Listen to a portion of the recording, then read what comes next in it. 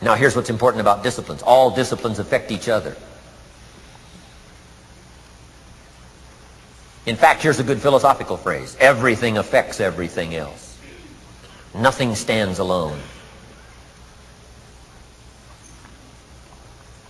Don't be naive in saying, well, this doesn't matter. I'm telling you, everything matters. There are some things that matter more than others, but there isn't anything that doesn't matter. Okay. We all pity the man who says, well, this is the only place I let down. Not true. Key to take home. Every letdown affects the rest of your performance. Every letdown affects the rest. This is part of the educational process on personal development. If you don't take the walk around the block, you probably won't do the apple a day.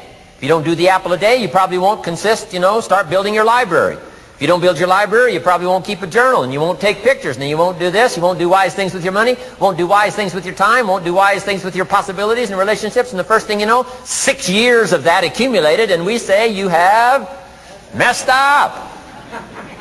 So the whole key to reversing that process now is to start picking up these disciplines. Now here's the positive side. Every new discipline affects the rest of your disciplines. Every new one affects the rest.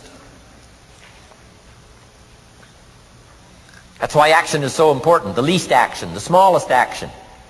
Take it. Because when you start accomplishing and the value starts to return from that one action, it'll inspire you to do the next one and the next one and the next one. You start walking around the block, it'll inspire you to get an apple. Get an apple, it'll inspire you to get a book. Get a book, it'll inspire you to get a journal. Get a journal, it'll inspire you to grow, develop some skills. All disciplines affect each other. Every lack affects the rest. Every new affects the rest.